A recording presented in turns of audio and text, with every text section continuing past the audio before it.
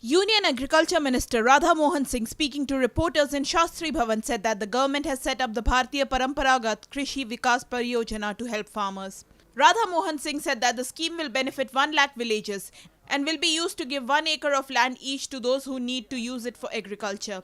The government, he said, is keen in promoting organic farming, which will bring down the use of chemical fertilizers.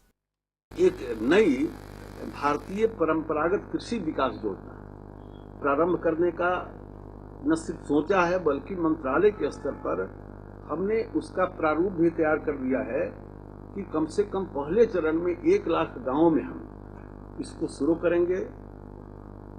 उन 1 लाख गांवों में गांव के अंदर कम से कम एक गांव में कम से कम 50 किसान हों कम से कम, और मैक्सिमम 1 एकड़ के खेती के लिए हम उसमें सहायता प्रदान करेंगे।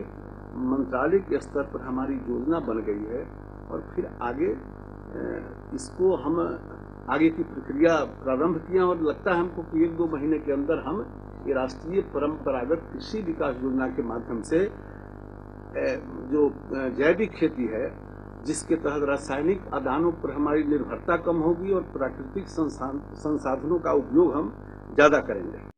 Radha Mohan Singh said that the lifeline of agriculture is livestock. He said India has not taken care of its cattle well, hence affecting production of milk. He said the National Gokul Mission will help conserve and develop indigenous breeds of cattle to enhance their productivity.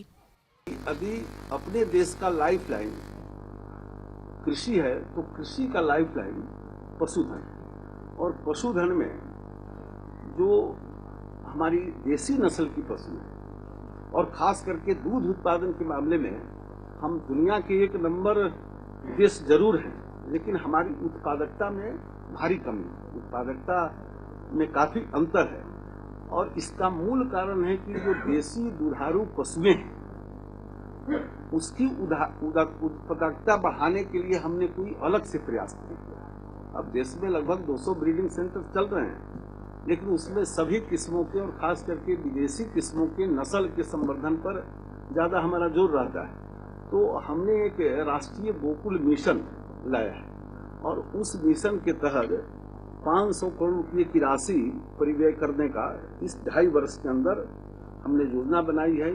Singh further said that the government has worked on the price stabilization fund and through the fund they bought potatoes and onions for farmers. ये सरकार जब बनी तो सबसे पहले price stabilization fund का निर्माण किया और इस फंड के माध्यम से प्रारंभ में आलू तथा प्याज तथा बाद में अन्य सब्जियों को किसान से खरीद कर भंडारण कर उपभोक्ताओं को उचित दर पर बेचने हेतु हमारे मंत्रालय ने भी कार्यवाही शुरू कर दी है। और इस फंड के कारण जो भी एग्रीकल्चर प्रोड्यूस होगा और उसकी कीमत यदि बढ़ेगी तो इस फंड के माध्यम से हम उसका सामना करेंगे।